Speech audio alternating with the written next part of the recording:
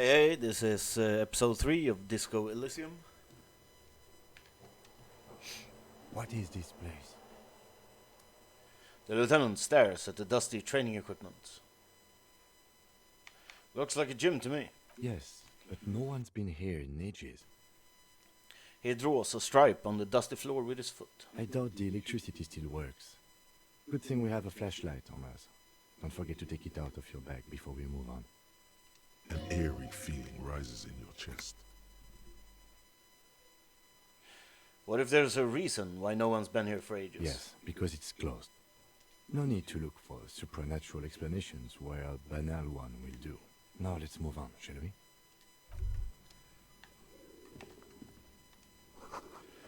Sand is dripping from the punch bag.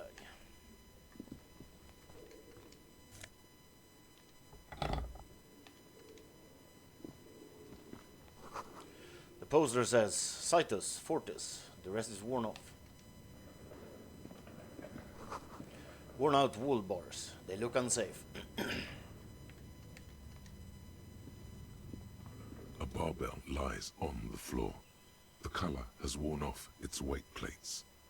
It's 60 kilograms. Your triceps hum at the sight of these weights. Show the world what kind of beast it's dealing with. Lift them. There are no collars on the barbell. This is a safety hazard.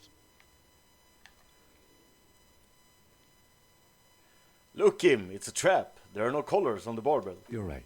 The weights may fall off. Better not touch it then.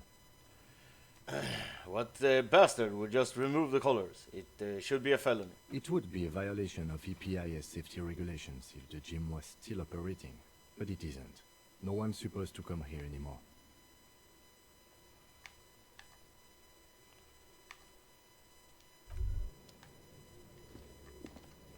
There they both are.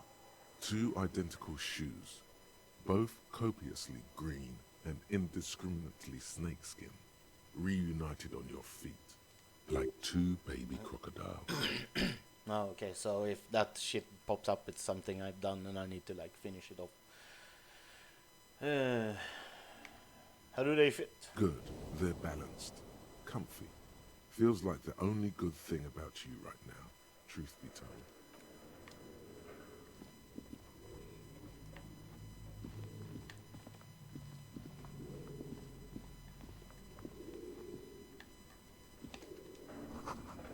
The hallway is blocked by old window panes and debris.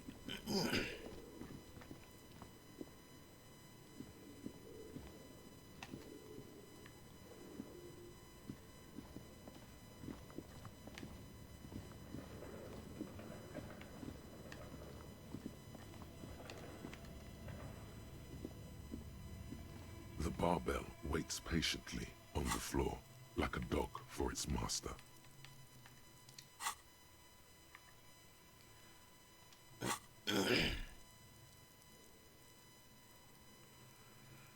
Where can I even see how many points I have to spend?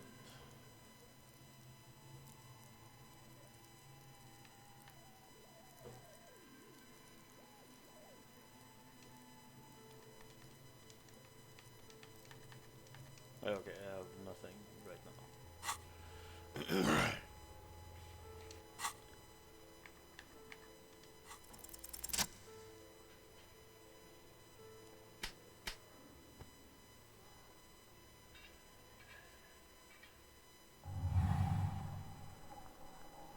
Conjuring up an inhuman amount of strength, you raise the barbell up in the air.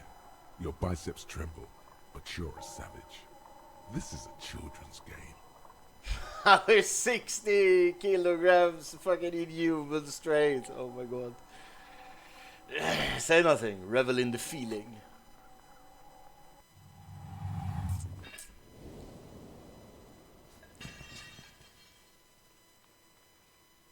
A warm wave of accomplishment washes over your head as you drop the barbell to the floor. For a moment, it feels like you're strong enough to succeed at anything you ever set your mind to. Good technique. The lieutenant nods with approval.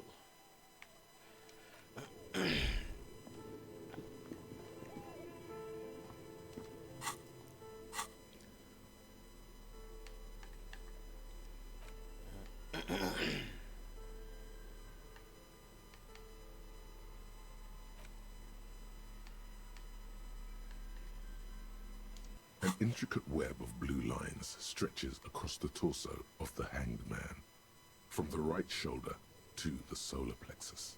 Each time the lines intersect, a small white star is formed in their crossing. Hundreds of fading asterisks riddle his skin. Their concentration is highest around his heart. The pattern still kind of has an ethnic feel to it, but nothing familiar. Who are you? Gone. What's the meaning of this tattoo? For you to discover. You've gotten as far as you will without assistance. Someone who knows about history could tell you. Put the photo away. It's just a racist mug. What's there to read here? Not much. There's quite a lot to read into here, actually. Look at all that content. Oh boy, here we go. What are you going to say about a broken, tossed away mug that you dug out of the garbage?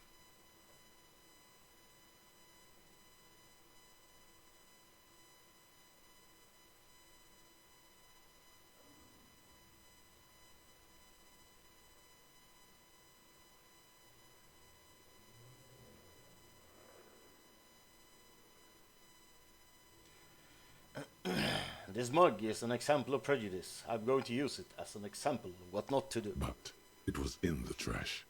Why not just call it out when you see it? Or do some volunteering work? Just finish your case, detective. It's the ledger you found in the trash. A pitiful cabbage of white and yellow papers hanging from plastic board, barely held together by a metal clip. This sad display is made complete by the faint smell of urinal cleaner.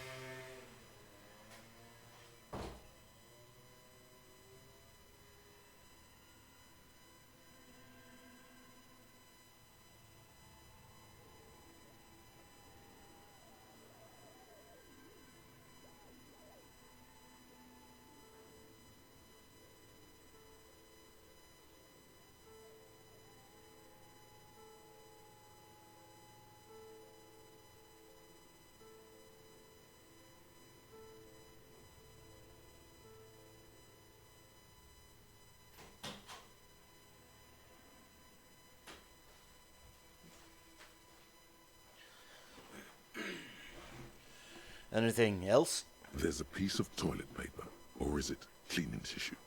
No, it's toilet paper, desperately sticking to the back of the blue plastic clipboard. It's a metaphor for you. Inspect the toilet paper. It's just toilet paper sticking to the back of the plastic clipboard. You can take it off if you want. Take it off. Still wet, the toilet paper peels off the plastic easily. All you have to do is shake it off with your finger and voila! The ledger now looks marginally better. Inspect the clip. An aluminium block runs the width of the board, biting down on the paperwork. Its crocodile teeth are the only thing keeping the papers together. A regular pencil, the tip worn down to nothing, has been attached to the clip. Run your finger across the aluminum. The surface is interrupted by a silvery sticker. It's rectangular, sparkling with iridescence. You don't know how you didn't notice it before. Hey, Lieutenant, what is this? Point to the sticker. What? That thing. It's a halogen watermark. We use it for adding information to RCM property. What kind of information? It depends. Aside from an anti-counterfeiting stamp, mine has my station number and address. The information varies by date of issue. Maybe yours will have how many cases you've solved. How many years you've been on the force, he's thinking. It'll have that. And how can I read it? Any capable light with the right wavelength will do. Like, for example... All RCM vehicles have had lights designed to reveal halogen watermarks. Mine too. That's all, thank you. Okay. He returns to neatly kept While a notes. bunch of sodden papers sag from the clipboard in your hand. Those It's a the sorry white sight. papers. They're not exactly white. They're yellowed in patches by sunlight and alcohol, and covered in dense blue handwriting. Ink escapes into watercolor patterns, reaching its tendrils across entire pages. The paper itself is checkered, with faint red lines, forming short paragraphs. Once in a while, there's a red stamp that exclaims, "Case files commit to paper." The case files themselves are plenty. You count more than 100 solid, crumpled up, earmarked pages falling apart in your hands. They appear to be sufficiently organized and extremely dense, if mostly illegible. What is in there? What are they about? Work, strife, poverty, the Jamrock Quarter. These are handwritten logs of investigations dating back to January 51, this year. The exact number is hard to estimate, due to missing pages and an odd naming convention. But there are at least 20, maybe 30 cases, undertaken, not completed, mind you. It's the middle of March. You have attempted 2 cases a week on average. Is 2 cases a week a good caseload, Lieutenant? Huh?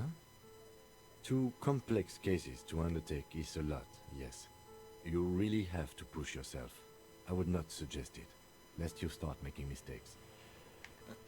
2 cases a week appears to have been my load, Lieutenant. I'm not sure I completed them, though. 2? That's a lot. I didn't mean to say you are making mistakes, by the way. It was presumptuous of me.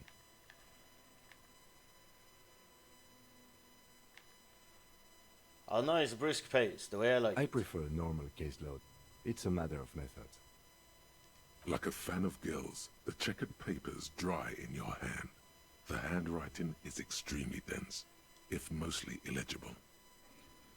There was mention of a naming convention here. Yes, it appears you employ a, shall we say, robust yet literary system. Each investigation has its case number written on the margins. Yet, still more tellingly, most are accompanied by a name, a title, one might say even. One that draws inspiration from snoop fiction and vespertine cop show staples. Oh my, they're written in capital letters too. Yes, all caps. One is called The Next World Mural. Another, The Square Bullet Hole Murders. Another yet, The Unsolvable Case. More? Others appear more light-hearted. The guys on a couch in an unexpected location, and the murder at the Ukar Parlor. Even the rare article-free collapsing tenement. Murder features prominently throughout. You like this grimy murdering, don't you? This grimy murdering. No, you don't. You're a human measuring instrument, almost entirely intellectual. It's going to take an effort to piece these case files together, but it can be done. Once you're done inspecting them up close. Kim, my cases appear to employ some kind of naming convention. You mean the alphanumeric? Officer, precinct, time of arrival at the scene? No, I mean a non-numeric one, with titles. Oh, you mean the titular? Yes, well, so do I. In our defense, almost everyone in the RCM does. Why is that? It's a holdover from the early days of the RCM, right after the revolution, when the organization had little idea how to do things. It persists in an unofficial capacity. Officers use these titles to refer to their work among themselves. I seem to have named the case The Square Bullet Hole Murders. Again, in your defense, I seem to have named one the man with the hole in his head. That was a real person. His death was real. Still, I named it that, to amuse myself. I pray his loved ones never find out. What happened to him? Rail spiked through the head. He died. It was a workplace accident. Count the pages. I have to open an official case. Is there room? There is, for precisely one more. 15 pages near the end remain untouched by the damage. The checkered grid forms a structure of passages, breaking the case into subtasks to accomplish. Once all the tasks are accomplished, the case is complete. Commit the paper using the pen Lena gave you. The tasks you've completed flow out of the kind green ape pen in a brash freehand similar to the rest of the letters. The wording comes easily. It's almost robotically simple, a language developed for mental rigor and simplicity. Inspect the victim's body, get the body down, interview the cafeteria manager. It's not exactly poetry, but poetry would be out of place. Cross out the ones you've already A finished. satisfying slash sounds across the paper. You're done, it seems to say. And you, and you. Things to be done, and things already done. The composition of reality. This is an extremely useful tool for a detective of the citizens' militia. Now all that remains is to name the case. Lieutenant, have you by any chance named our case? No, actually. Any ideas?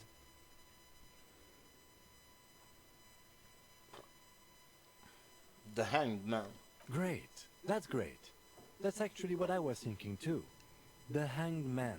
Good, strong name. We have a very good name for the case now. I'm going to start calling it the Hanged Man. It's good we sorted this out.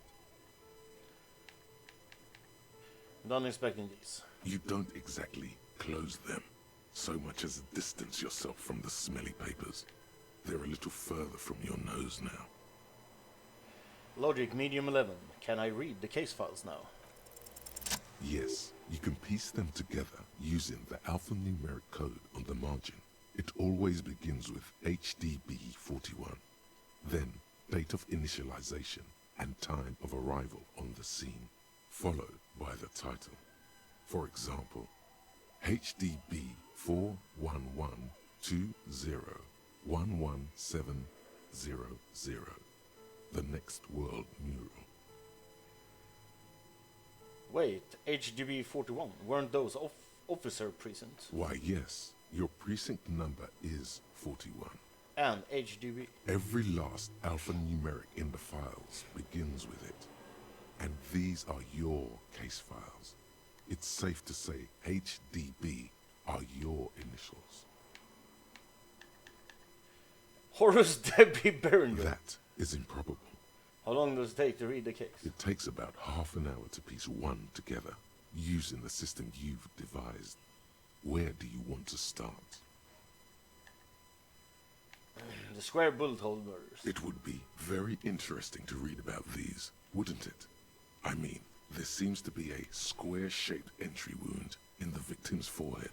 She's been sitting there for weeks, on her rocking chair, with a square hole in her skull, staring at the wall, her mouth agape. But? That's all you got. From the half hour you spent piecing it together, all you know is the entry wound was square-shaped. You never found the bullet. And then another body showed up, also with a square hole in his forehead. A sequence killer. Who knows? Those pages are missing. What next? One day you may still catch the man with the square gun. I can revisit this. Not much has changed in the meanwhile. A bunch of sodden papers still sags from the clipboard. Browse the yellow papers. In the back you see thin translucent copy of paper. Some neon yellow, some bright red, all covered in boxes, like marching armies. These look like official forms, waiting to be filled out. Then rip them from the binder and hand them out, according to type of form. What type of form are there? 3. The topmost are misconduct fines, the middle ones are station calls, and the bottommost are field autopsy forms. Each is easy enough to make sense of. You don't have to be an intellectual giant to do police work. Misconduct fine. A monetary penalization ranging from 20 to 250 real. Severe cases allow for 1,000 real, but that requires special paperwork. The details of issuing these fines are spread out over the rest of the fields, but they appear pleasantly vague. Station call. These are quite sinister in turn. They give a date and time for the person to appear at the specified precinct police station. Below the call are the criminal charges you risk by not appearing. Field autopsy. A dozen pages of thin copy paper, bright red in color. You see the parameters of a deceased human form waiting to be filled in. Age, sex, condition of internal organs, color of the irises, predation marks, condition of sexual organs. Enough of these. Yes, all that remains now is to fill those forms and hand them to people. Fines for wrongdoers, interview requests for bad guys, and field autopsies to dead guys. The rest of the stinking cellulose is much worse for wear. Being sandwiched between the board and the rest of the paperwork must have spared the fragile copier paper. Look at the clipboard. It's made of dark blue plastic, hard enough to beat someone to submission with. The edges are rounded, however. The U4 size board feels thick and heavy in your hand. Light shimmers on its wet surface. On the back you see the embossed letters, RCM. Shake the ledger. Something rattles inside, ever so lightly. Is there a hidden compartment? Permeables. It's not hidden per se. The compartment is made for permeable materials that would get damaged if something happened to it. Peek inside. The plastic shimmers like lapis lazuli, but it is not see-through. You cannot see to its center. How would I open it? With your hands, you four-sized pages hang from the clip screwed to the top of the board.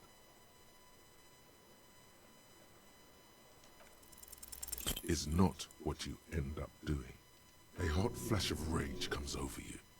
For a moment there, before it recedes, you feel as though you might just squeeze a tear of anger out of your duct. Makes you wonder, why? The ledger quivers in your hand. As it shakes, the pages rustle. This pathetic mess suddenly afraid of you for some reason. Smell the ledger. The acidic stench of rotting food has rubbed off on the cellulose. It now forms the base of the experience. This base surrounded by a faint air of spoiled meat, the stuff of death itself, and then sprinkled liberally with the citrus zest of toilet cleaner. Put the ledger away.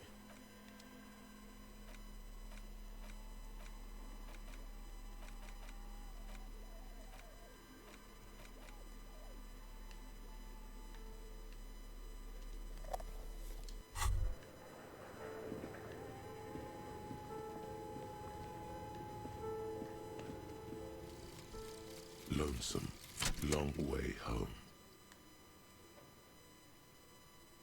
Here we go. Home awaits. Walk past Station 41 and through the market, past the Boogie Street spearhead to the other side of the lake, the frozen eye at the center of the district. Then past the video rental store on the corner. There, at the end of a street lined with pine trees, a small house no larger than a matchbox. 11 Voyager Road. You no longer live there. Those times are gone. And so are those people. Why did you come here? Why are you still here? And where's the dealer? You have to get back to work. That's all you have now. Learning cap for perception raised to 5. Speed gives 1 Zai. Okay.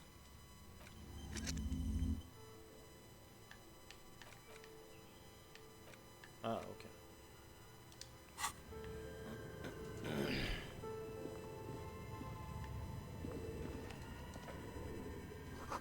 A large demijohn full of strange liquid. Wild animals stare at you with the dark, stuffed and mounted.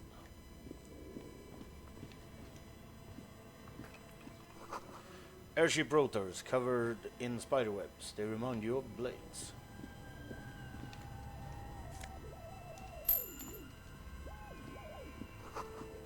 A naked mannequin torso. A strange yellow color. Blue velvet, soft to the touch, moth bitten.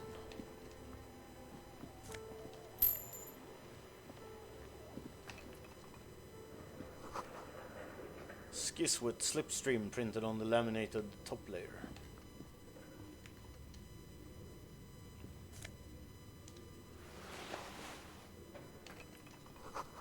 Steel rotor blades bearing the slipstream logo.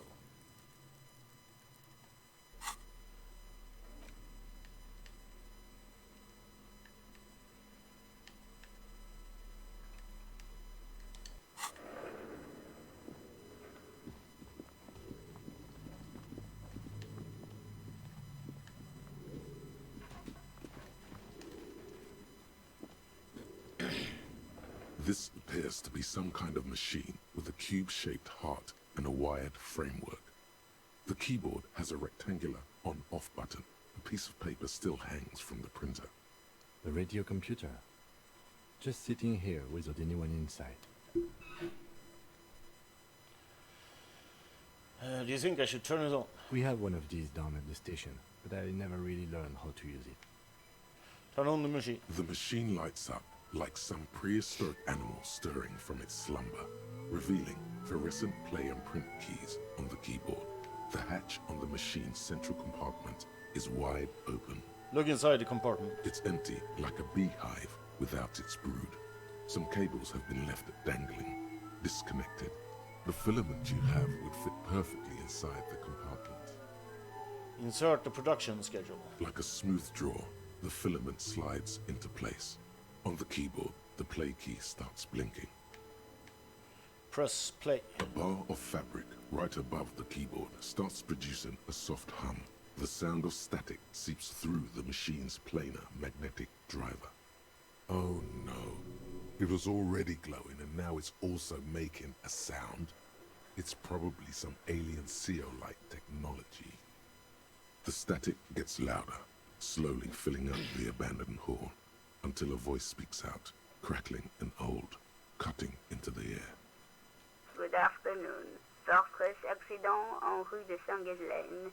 This is East Insulindian Repeater Station 1. Please repeat. Is this the production schedule? What's the production schedule? The filament you have inserted into the reader. Alright, thanks for the explanation. That was a question. Have you inserted it into the core? Yes. Good. Please repeat the password. Password? Of course it would have a password. That's why there's a human administrator involved. Password, I really better passwords. Can you give me a hint? No. A hint system is not part of the protocol for repeater stations. This is my birthday. Still no. This is please open this thing. I am contractually obliged to protect the privacy of the filament holder for stress accident. Without filing a warrant with Lintel, I cannot give you access to this filament. I'm afraid we are not doing that, unless we want to wait for a month. Now, can you please repeat the password? The voice in the machine asks again. She sounds cold in the damp air. I don't know the password. Received. I will register this login attempt. That sounds bad. A login attempt. Something a criminal would do. Don't worry. Passwords have a way of turning up sooner or later. Fortress accident. Is there anything else I can do for you today? What did you call me? Fortress accident. Fortress accident is the company on whose name the terminal you are currently using has been registered to. Do you have any other information about this company? One moment. You hear her flip through the catalog before she reads out with studious care. Fortress accident SCA produces revolutionary interactive call-in radio games. That's what the catalog says. That's not bad.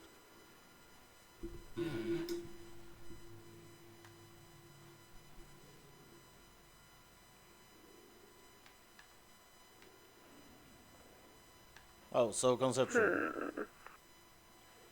And what's that? This interactive call-in radio game? Any other questions?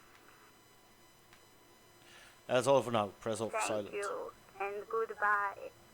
The old lady's voice disappears along with the static. Tiles on the cube are still smoldering, casting the framework in a soft glow. Fluorescent play and print keys shine on the keyboard. Press print. Nothing happens. Remove the production schedule. The filament slides out of its glowing nest. Leave.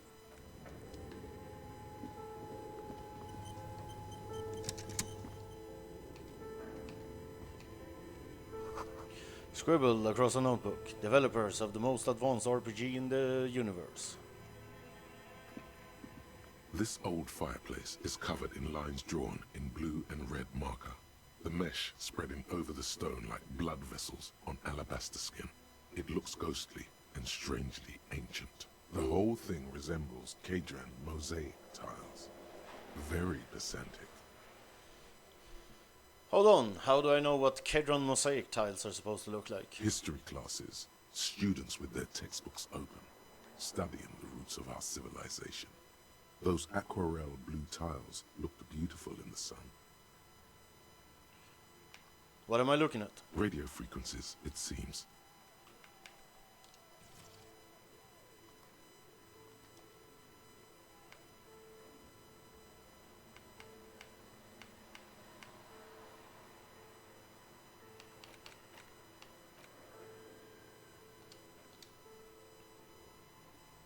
Radio frequencies for what? Unclear.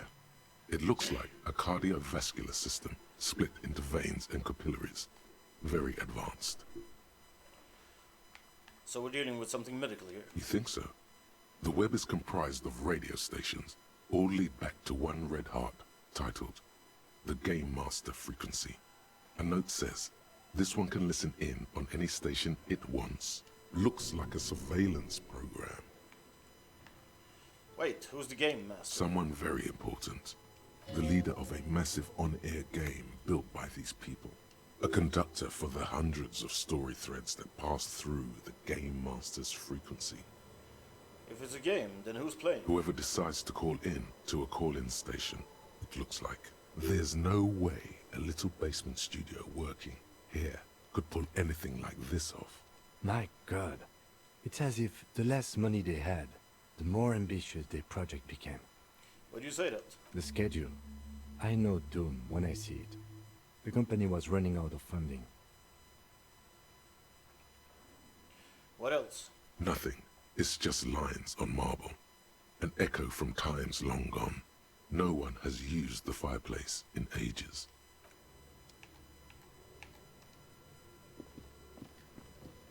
Your flashlight slides over an old green chalkboard covered in scribbles, sketches, and schemes like some ancient cave mural.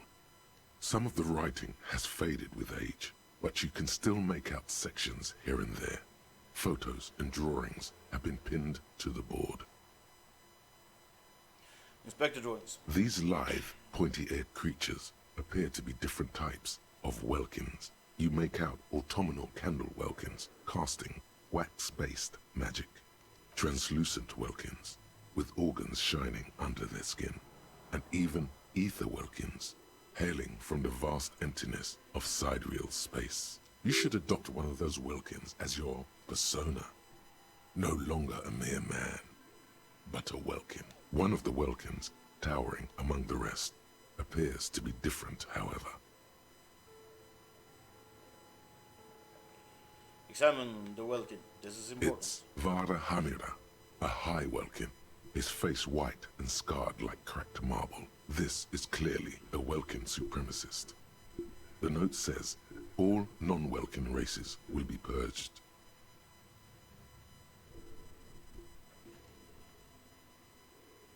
The Haldor, the Twarg, the humans, and even headless men, all of them, purged. Imagine a world filled only with Welkin, Green Welkin, Dread Welkin, and the High Welkin to rule them all. An inordinate amount of time has gone into drawing these little Welkin creatures. Why would anyone spend so much time on this? Some people really like building a world, I think, even if it's just for a game. Who are these creatures? Who drew them? Are they real? I have so many questions. This looks like concept art for a project. It's not really real. Whisper, one of them is a Welkin supremacist. Political commentary. That one has a great beard too. Well, this has been educational. Let's move on from the Just look at those details. So much effort.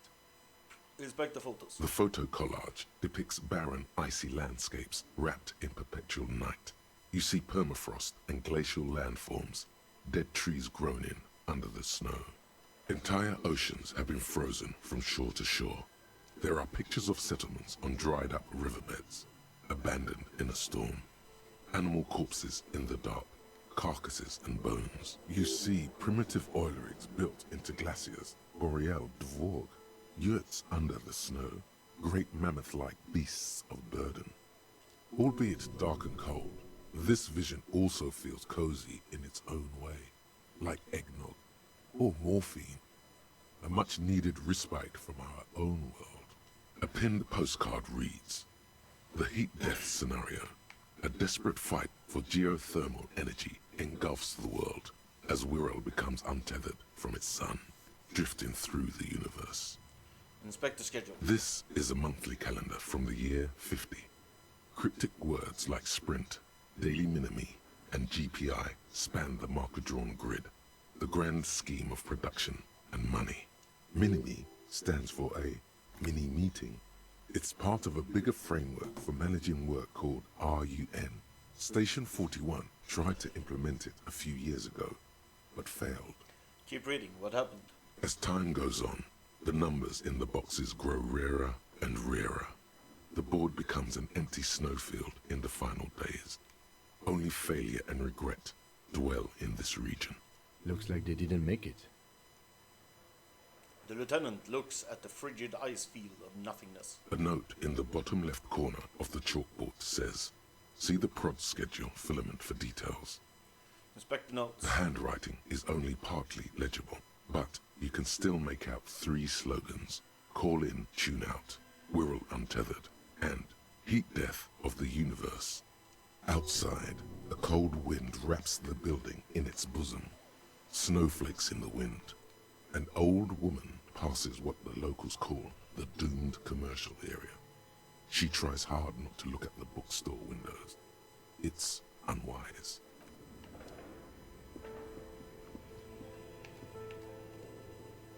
Tiles on the cube, like a smooth draw. The filaments, the speaker comes to life. Good afternoon. Please repeat. Let's try the Is password this for the the production product? schedule. Good.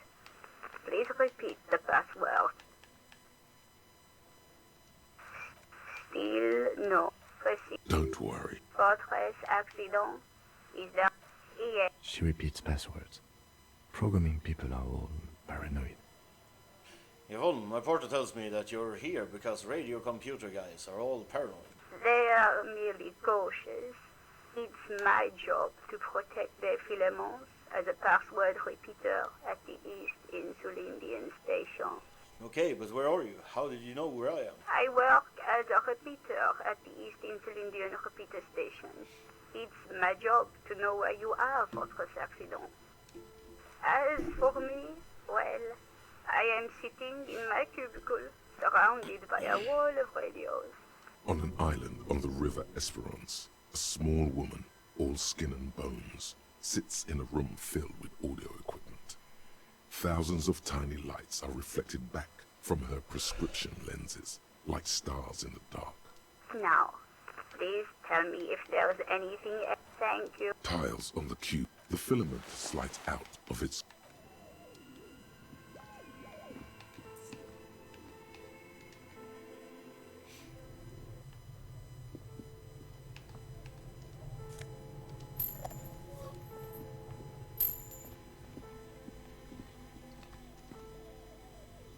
You see a terrifying ice bear with a strange compartment in its belly.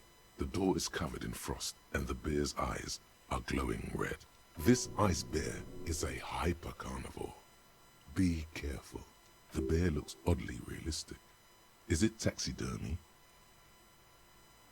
What is this thing? It looks like a giant ice The bear. lieutenant doesn't answer. His eyes are glued to the animal. A sharp slice of light shines out from its mysterious belly door. Crack open the door. A gust of freezing cold air rushes to greet you. You hear a low grumble as the bear regulates itself. This is the inside of a refrigerator. The lieutenant takes a peek inside. His hand has found the holster of his gun. Look inside the refrigerator. The shelves are empty. All you see are crumpled ice cream wrappers with the brand name, Revachol Ice City. A handwritten note has been attached to the door. The fridge is huge. Take the note from the door. You pocket the note and the little fridge magnets keeping it on the door.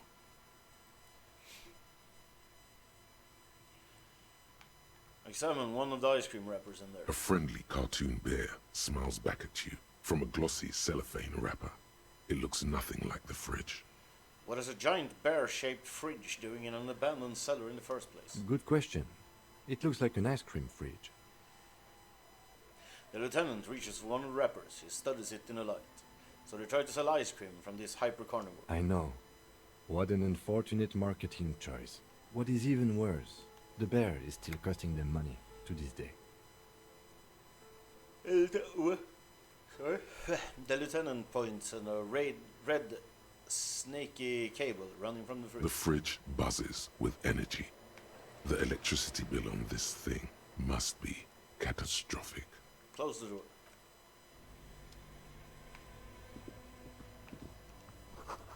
An ice cream maker, defrosted and unplugged.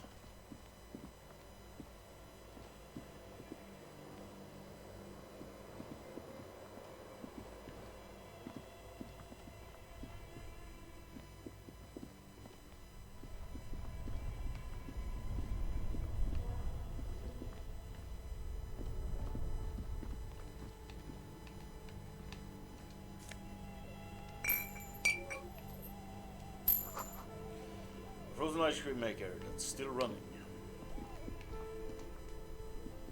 2 cables are plugged into the breaker box. The red one leads to the ice bear fridge, and the black one to the ice cream maker nearby. Unplug the giant red cable. An electric sizzle. The room is slightly quieter now. Unplug the black cable. Something close to you dies with a soft electric purr. Why did you do that? I don't know why I unplugged it. I do things without any The reason. lieutenant raises his brows, but doesn't say anything. The electric distribution board now has 1 cable missing.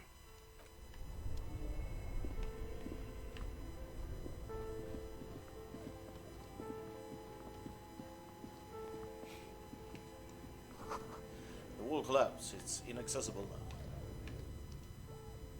A thick layer of coal dust covers the furnace, coloring it pitch black. Kim, what is this thing? Is it a furnace? Looks like it. Looks like an old central furnace used to heat the building. It's connected to the chimney. He opens the door and gingerly peeks inside. No one has used it in ages. No signs of any recent fire. Look Only inside dead the rats. furnace. It's dark and grimy here. In the darkness you can hear chatter. It's coming from above. A voice or several voices talking to each other. Near the smoke chamber, upstairs. What are you doing?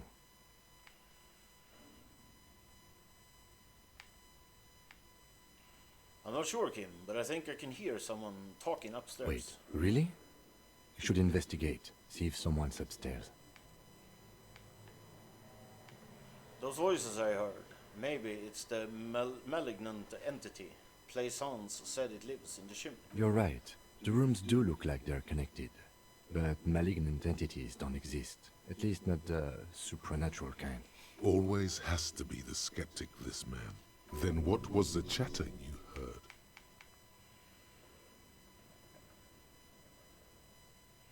Physical instrument, medium 10. Yell hello into the furnace. Something breaks loose in you. A mighty bellow echoes throughout the chimney's depths. The chatter of tiny voices above suddenly cease. Then, Hello? You hear a woman's voice answer. and it's a woman. Of course. The malicious entities are always women. Hello, are you there? Speak to me. Hello? Did you say anything?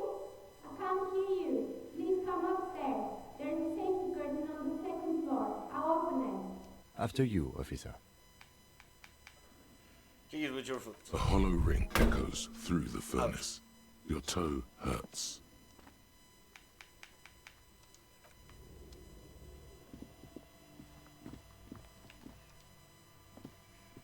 Okay. What do you think is going on with that computer, chalkboard, and fireplace? Someone tried to exercise the courage using technology. No. It's just a failed business. The only question is, what the hell were they making? Yes, that is the question. The lieutenant takes a step back, steppling his hands. It looks like one of those His hands. popular pen and paper role-playing games. Only these people were trying to automate it, make it work on radio computers. Utter madness, he thinks, as a compliment. Has anyone ever done this before? Not to my knowledge. They make automated games in Graz, Messina, Königstein. You know, places with industry. Not in Revachol West, among the ruins. But I don't think anyone has attempted to create an inter-isolary game before. We just don't have the technology. What do you think happened to the company? No idea. They stopped filling out the schedule on the chalkboard. How are they planning to do that? Through call-in stations. None of the players have to be physically present. Anyone in the world can participate in the game, as long as they have a two-way radio. Then there's the Game Master frequency that listens in on the smaller calling stations. I think that was supposed to coordinate the stories, functioning as a master of ceremonies of sorts. His fascination has swept aside other concerns for the moment. He's a little hooked. This was a role-playing game. Indeed, those Welkins are a dead giveaway. Role-playing people love that stuff. The world looks like a modified version of the WeWorld board game, with hit death thrown in. Super cool. Someone should give them millions of real immediately. This game is too good to be left unfinished. Indeed, it's ambitious and untethered from reality, but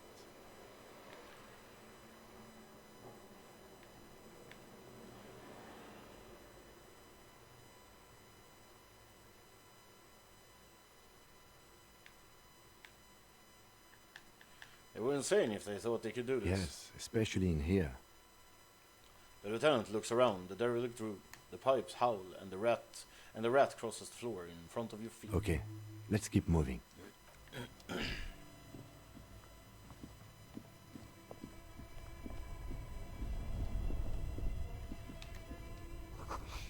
Intercom wires running into a breaker box.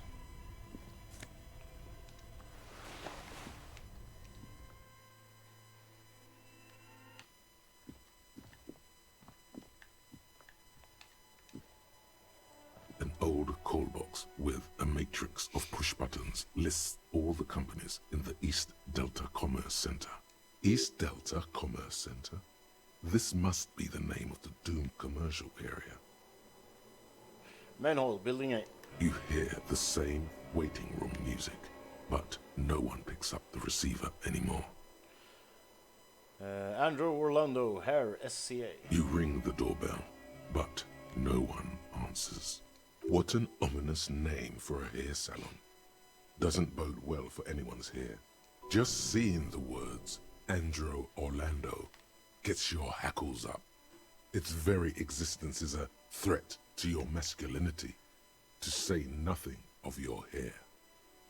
Artemideps boxing for young athletes and gym. All you hear is static, but no one answers the call. 24-hour window. You ring the doorbell, but nothing happens. Emma's fashion atelier. You wait for a minute or two, but all you get from the call box is silence. No one answers the call. Fabron's taxi. The rest has been burned off. Looks like someone has melted half the plastic off with a lighter. The doorbell doesn't work anymore. Slipstream, SCA. You hear static from the intercom speaker. It sounds as if someone has picked up the receiver, but isn't saying anything. Hello, is anyone there? Yes, hello. This is Tricentennial Electric. This is a woman's voice, crackling and fragile through the static. Have you come? Have you come to place an order? She sounds almost antique, as if her voice was being played off an old wax cylinder. A receiver must not be working properly. Hold on, Tricentennial Electrics? I thought I was calling Slipstream SCA. My God. The lieutenant exchanges a look with you. Sorry? It's you. My God. I didn't think I would hear your voice. It's a woman, and she knows you. Your heart beats faster. Who cares that you don't remember her? Just go along with it. Ahem, stand up straighter. Yeah, it's me. Here I am again, crawling back into your life. Michelle, just please. She stops, and you can hear her breathe heavily, her breath distorted by ancient static. Sounds like a ghost. Wind blows through your clothes and you feel detached from your surroundings. Inside the building, a cold memory hangs. Why did you even call? I don't understand. You've been gone for months. I thought you didn't care.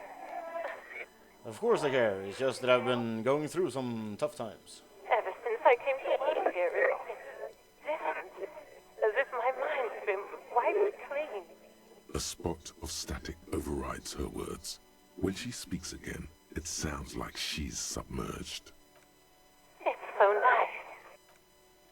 It's so nice to be able to finally forget. Forget about what? She sounds like she's about to cry. The cold is deep under your skin, as if you were talking to someone who's 100 years away. Somewhere inside the building, water is flooding the cellar floor. Hello? She doesn't answer. Hey, are you still there? Silence. The only thing you can hear now is static and waves washing ashore on the bay. What just happened? Another seagull passes by. It's getting cold standing here, staring at the silent call box. I don't know what happened either. We should probably stop playing with this thing. Alright, goodbye then. Hang up the call. You press the number sign on the keypad that terminates the call. 12 name cards on the call box read: Volition, challenging 12, Slipstream SCA.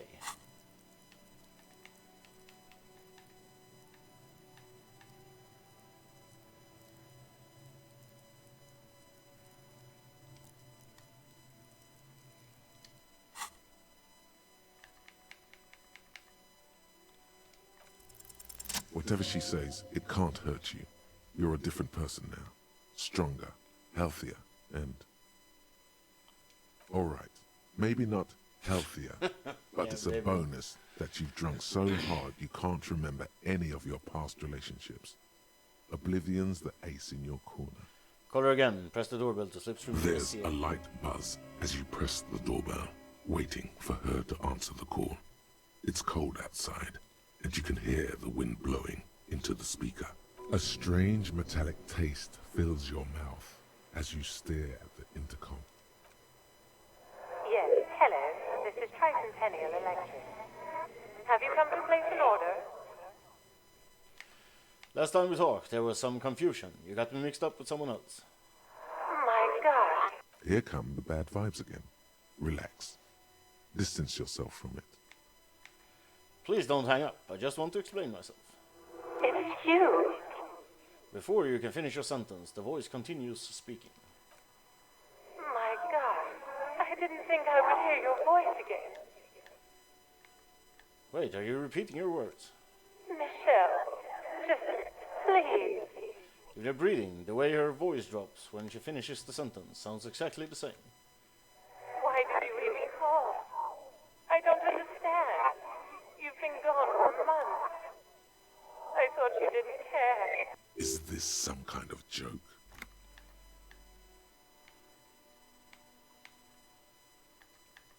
Do you think it's funny deceiving a police officer? The voice from the intercom doesn't answer, but you can hear her breathing. Wind blows into your microphone again, crackling and echoing in the box. Your hands are getting cold, and your breathing becomes visible, forming small silvery puffs in the air. Thank you. Now tell me, who's responsible for this joke? Ever since I came to work here, it's been different. As if my mind's been wiped clean. Say nothing. It's so nice. It's so nice to be able to finally forget about you. And then it hits you. You're recording. She tries again not to cry, and still doesn't succeed completely. Her quiet sobs sound old and distant, as if her voice is being played off a wax cylinder. Anger boils up in your chest. Why does it still feel like it's my fault? Her sound melts into the static from a long-distance phone call. From time to time, you can hear people talking in the distance, but can't make out any words. This is where you hung up the call the last time, but the recording is still going. Keep listening. The phone rings in the office with an old-fashioned chime, and someone walks by in a pair of heels. The static is like a warm blanket wrapped around the sounds. Is anyone there? No one replies, but the static grows stronger like rainfall. Then a female voice speaks out, completely different from the one before. Glorious and total somehow, crawling inside your head.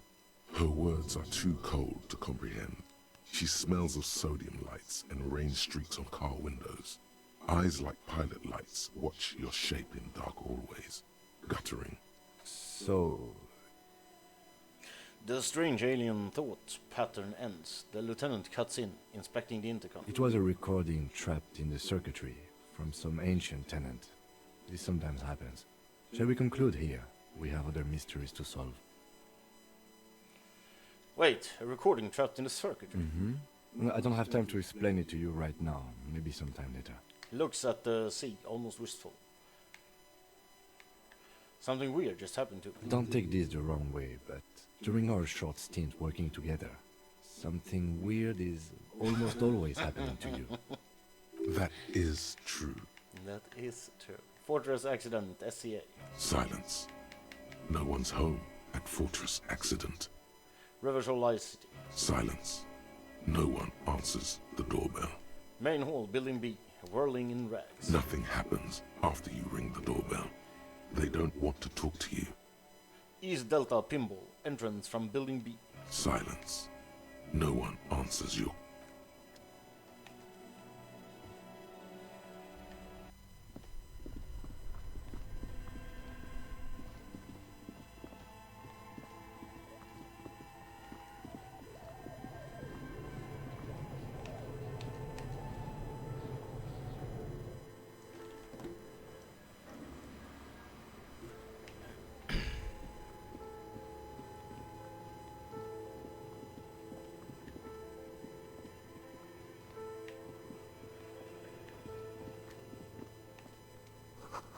Shoes in a puddle of melting snow.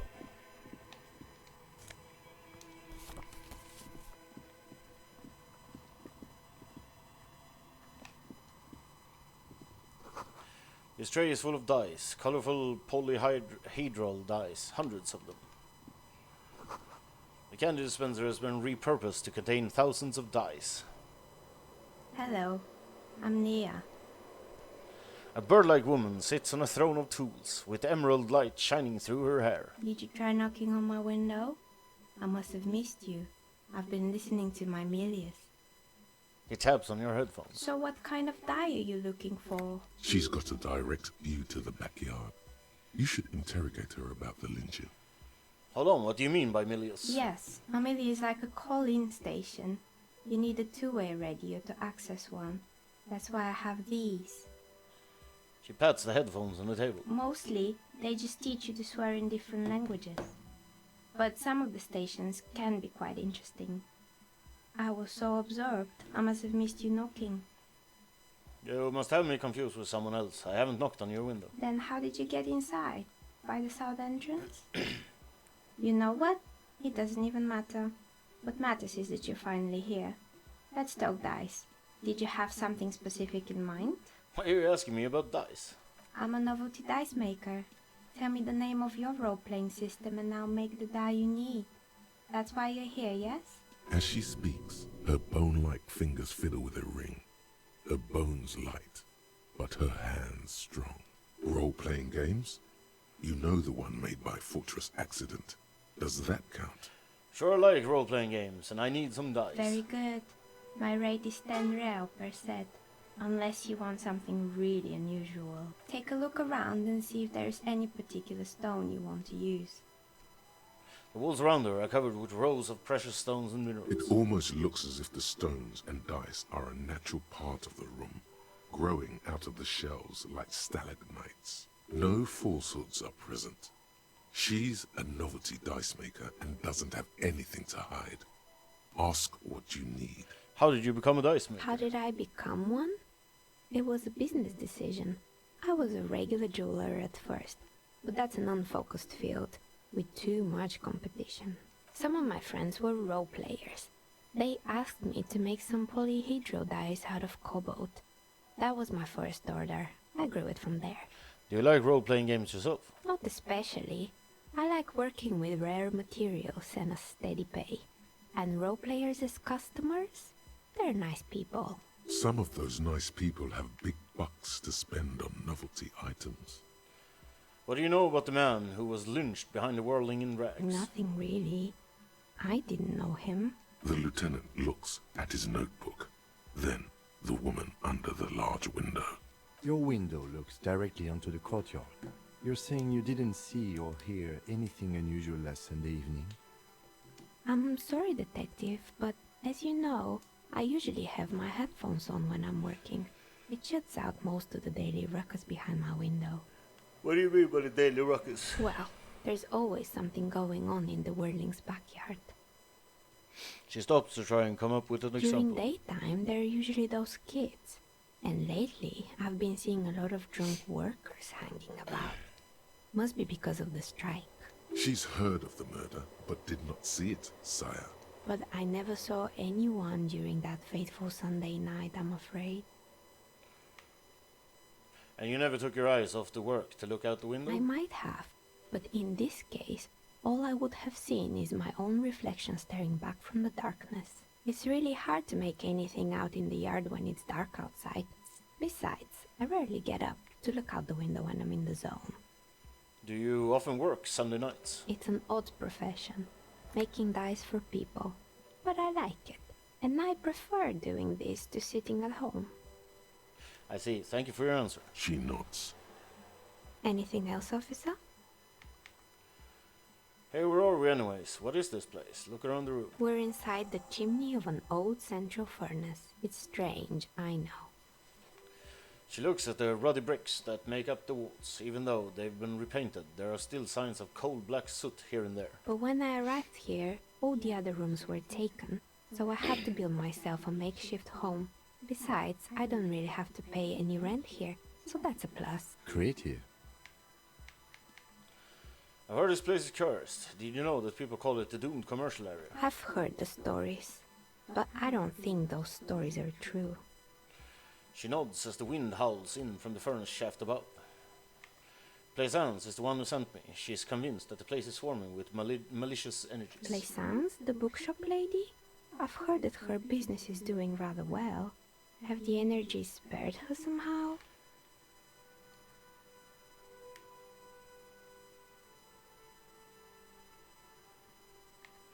Actually, the bookstore isn't doing that well. There are hardly any customers, and she has to exploit her own daughter to keep the company going. All right.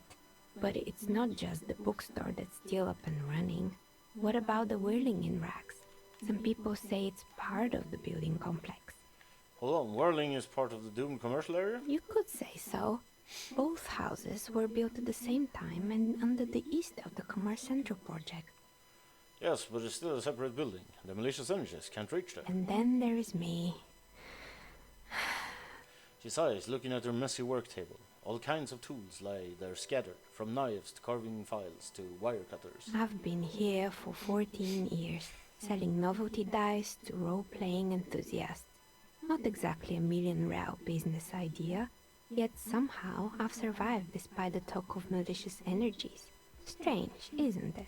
It's because she's in cahoots with the demons.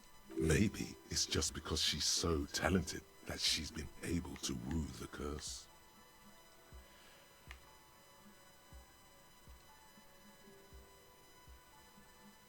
It's because you're competent and dedicated to your craft. The curse doesn't affect people like you. What, so the curse only affects people with poor work ethics? What you're describing isn't a curse, it's capitalism. The jig is up. The she-demon knows you've uncovered her true identity.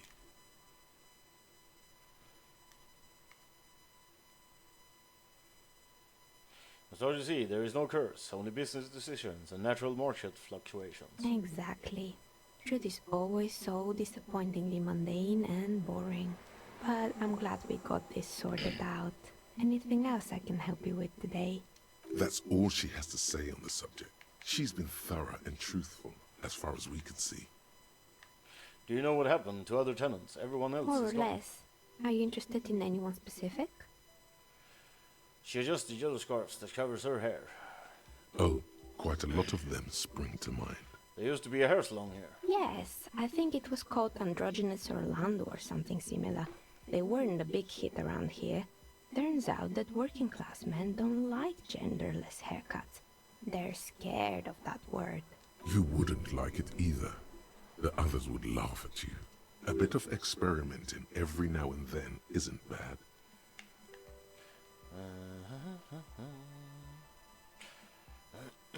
I would never let any androgynous touch my hair, not even if my life depended on it. You're right. It looks like you haven't let anyone near your hair in a long time. What happened to the gym? It wasn't merely a gym, it was Artemiteps Boxing Club, a community project created to steer at-risk youth away from drugs and crime. Maybe that's what Kuno needs, a community-centric boxing club. Kuno? Who's Kuno? He's a little ginger gremlin who likes to defile dead bodies. Oh yes, you mean the kid with the sailor's mouth. Yes, I've heard him yelling profanities in the backyard. She looks out the window. It's oddly quiet there at the I moment. think it would take more than a gym to help that kid. How did that community project work out? It didn't. If anything, it made the youth situation in Martinez even worse. At some point, someone started a rumor that the punching bag downstairs was full of amphetamines. You should have known it. It's not really full of that. No one would store their drugs like that. Eventually, the coalition took away the funding and the club went bankrupt. This was a few years ago. It's gotten much more peaceful around the plaza ever since. What's up with the broken window? Oh, this one's a mess. There used to be a company that promised to repair windows 24 hours a day. What could go wrong with this one, right? Turns out, the business was actually set up as a front for an illicit group that was producing snuff milias. Who would have guessed? What's the snuff milieu? Trust me, you don't want to know.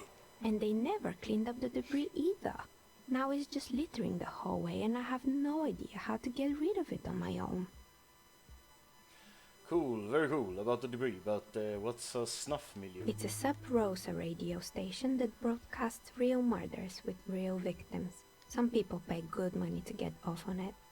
Nothing changes in her tone as she says that, as if it's just another piece of information to lay out for the world. What does she mean to get off on it?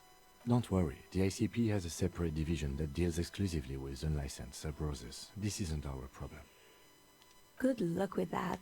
It's not easy catching those perpetrators. Did someone here make stuffed animals? I saw mounts lying around. You mean Mr. Fabron, the taxidermist? No, he mostly just did drugs. But what drugs exactly? Let it pass. Anything else? I found creepy mannequins. There used to be a fashion atelier here, but I have forgotten the head designer's name. They were doing well for a couple of years, until the insect rights activists came. Insect right activist. What in the name of? The atelier produced a certain collection that used chitin among the materials. Apparently chitin is made in the Occident, where it's extracted from beetle wings. And you know how all kinds of political movements are big in the Occident. The activists shut down the biggest chitin supplier, which of course caused the price to skyrocket.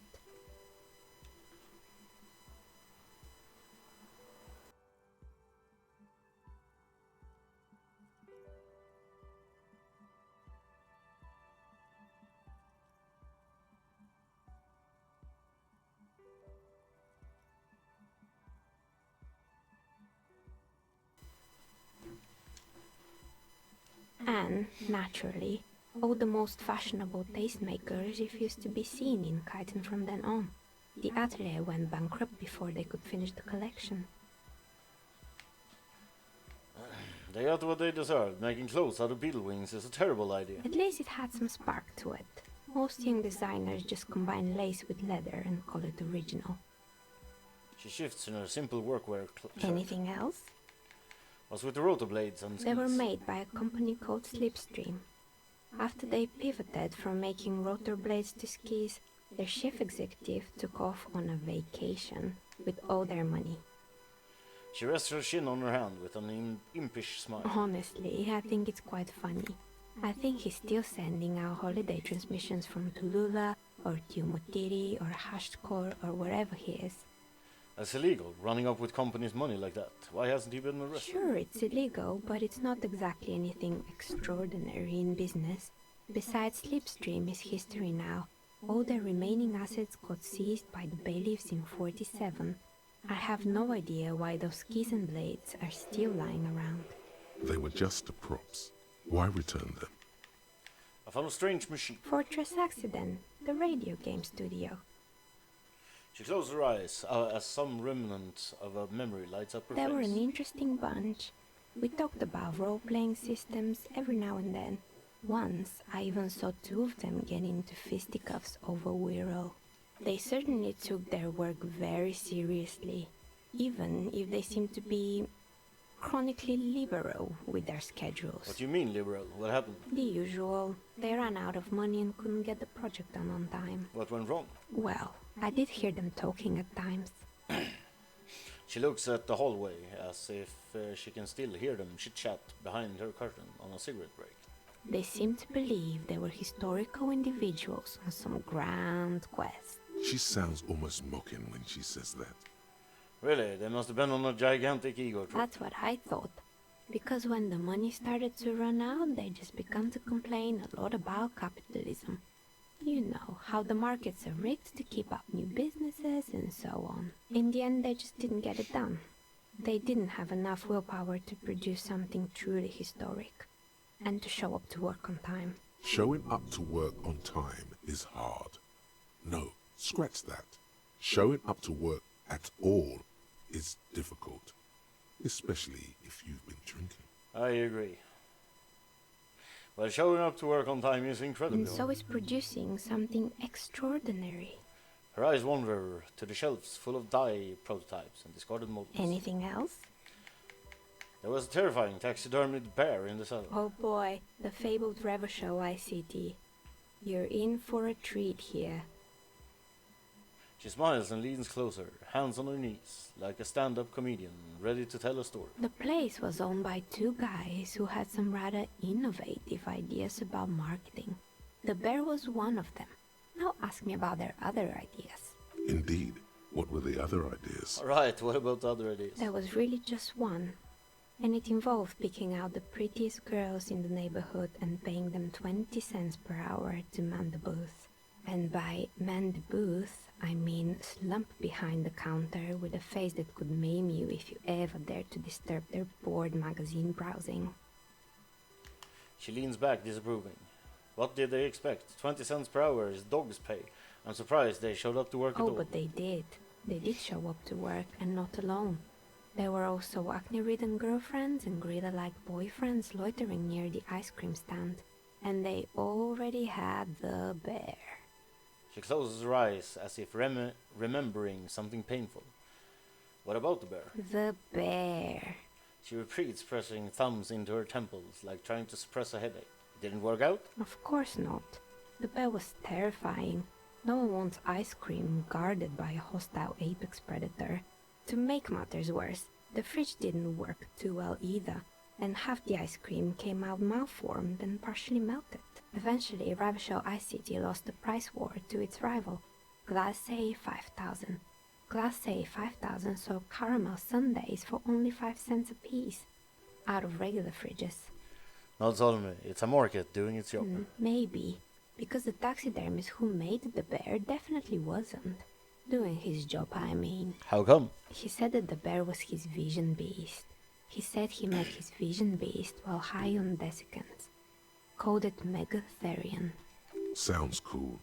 Scary. But cool. Megatherium. Megatherion. A mega wild beast.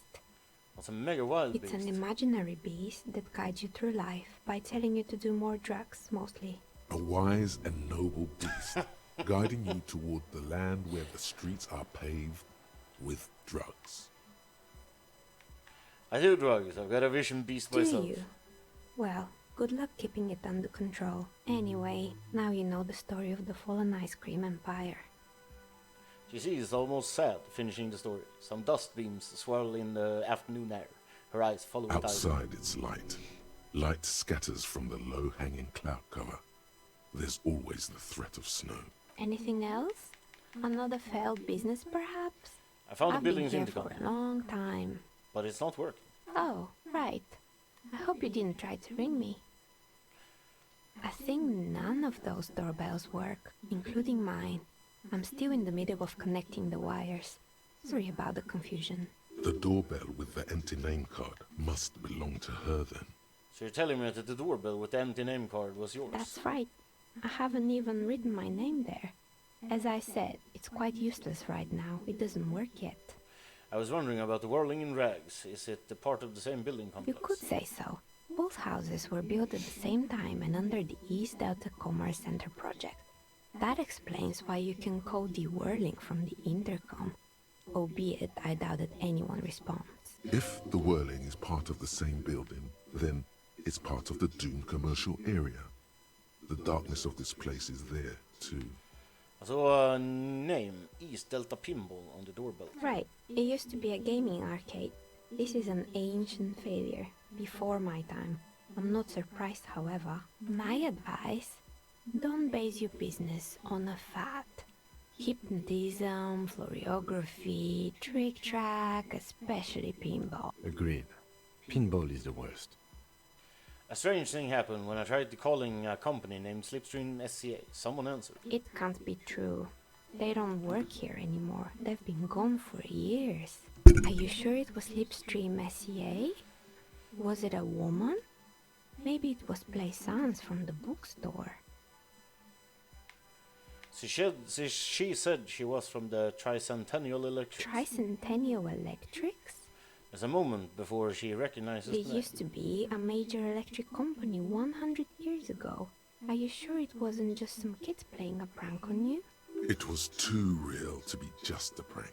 Either we're dealing with a professional actress, or... No, it was something else, something eerie. Narrow your Pranks eyes. can be eerie. She looks as if she's still convinced it's nothing to be worried Oh, about. the kids these days. We were just one of them, and now they're terrorizing us. No solidarity.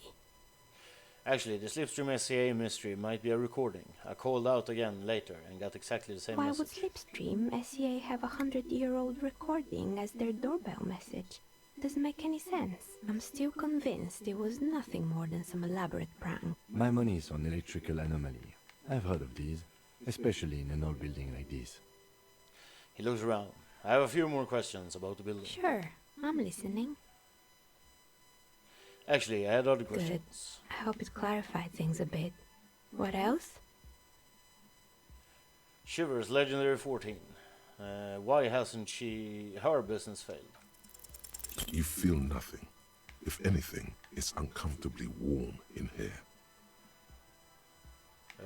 Leave it at that. She has begun to idly clean one of her carving tools with a dirty kerchief. The tool's sharp edge shining in the light of her desk lamp.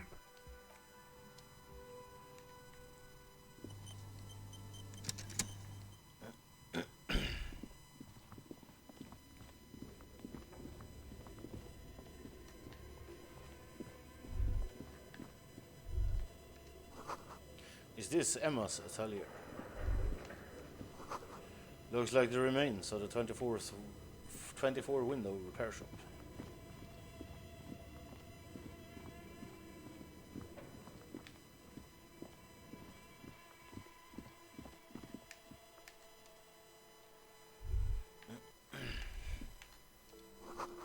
Merely looking at that unmanly haircut threatens your masculinity. No sane person would ever put their head in such a machine.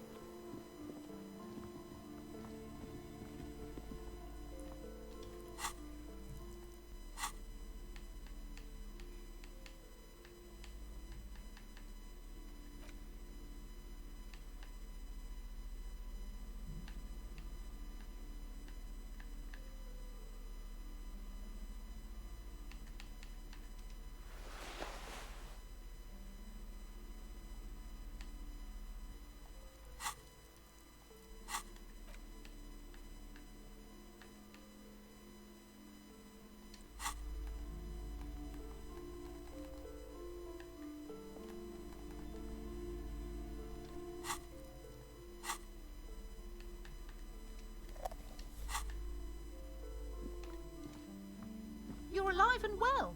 Don't keep me waiting now. What's in there? In that dark sarcophagus? The dark sarcophagus paused dramatically. Yes, yes. How was it? Tell her how ghastly it was.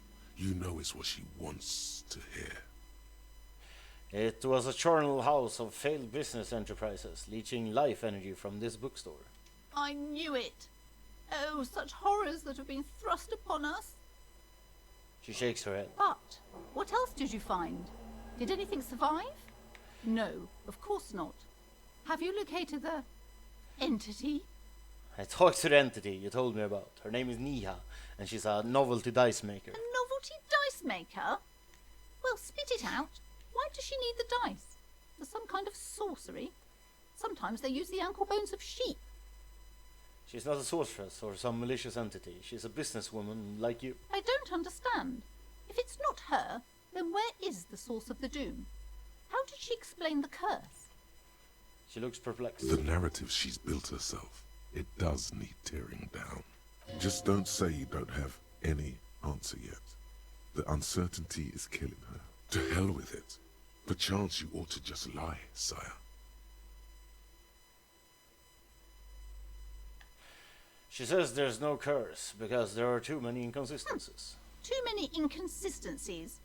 What kind of talk is that? The woman scoffs at you with an audible snort. Good luck persuading her. Some people can rationalize anything.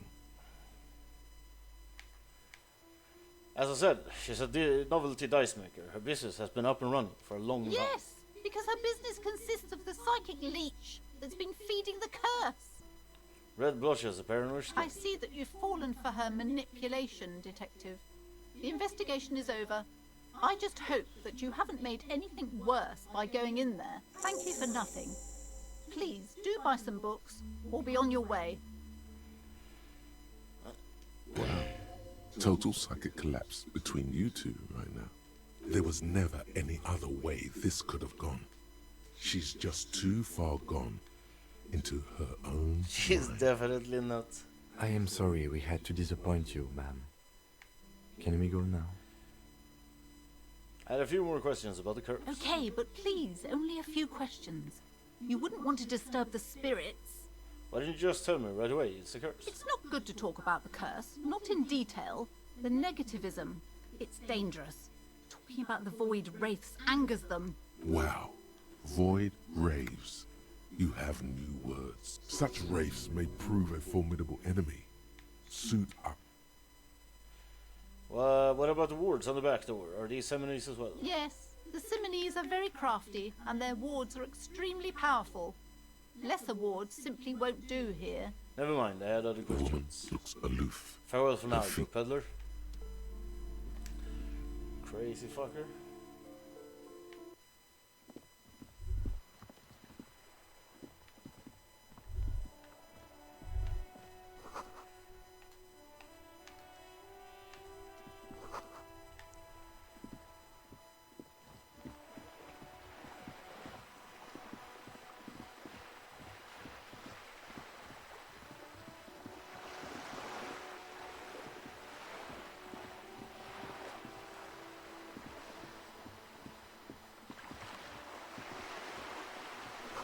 A lonely cormorant surveys the sea, indifferent to your approach.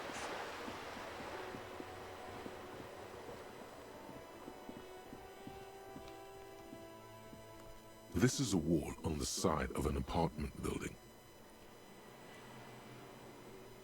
Conceptualization, impossible. 18. Why am I looking at this wall? You have no clue. It's so many walls.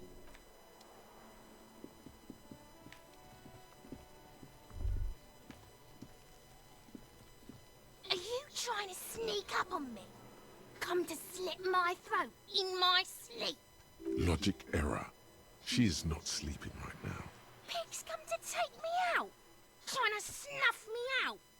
Are you sleeping right now? Don't get fucking clever with me, pig. You think you're so clever. She hisses. Okay then.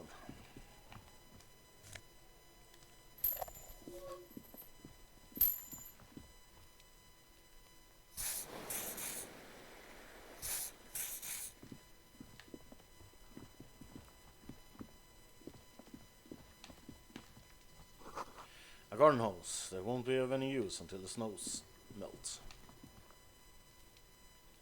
There must be another way into the building. What the fuck, man? Shares and stables eaten by brain rot.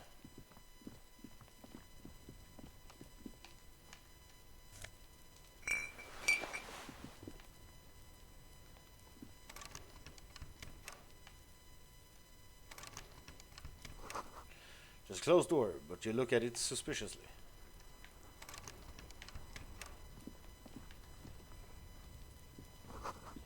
These barrels are half full of rainwater.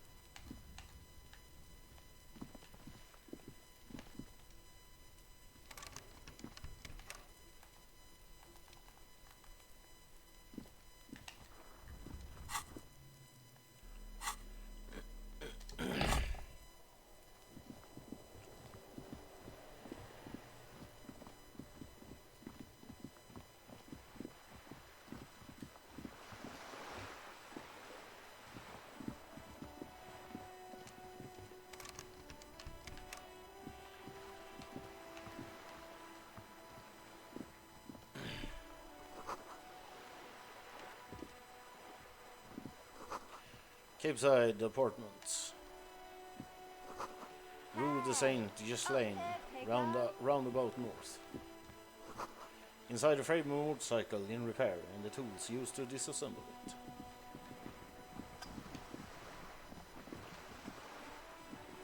A sturdy metal door guards the southwest entrance to the apartment building. It's locked. Knock. The door rattles against your knuckles, but there's no response. Knock again. The door rattles again, but this time you hear an elderly woman's voice calling out from inside. Stop banging on the door! I'm not letting any more strangers inside. This is the police. Open the door. The police? Everyone knows the police don't come round here. But I'm not joking. No, I already told you. I won't be responsible for any more strangers getting into the building. Go check the backyard door. Maybe someone there will. She trails off, leaving the sentence unfinished. Backyard door. There must be another entrance to the east. Kim, tell her we're policemen. Madame, I assure you, we are real police officers. The lieutenant repeats dutifully. There is no reply. Knock The again. door rattles again, but this time you hear an elderly woman. Stop banging on the door! I'm not letting any more strangers inside. Hold on, who am I speaking to? Doesn't matter who I am. It's the police. Open the door. The police? Everyone Hey, knows step the aside, police. it's cold out here. No. Go check. Backyard door. God damn it.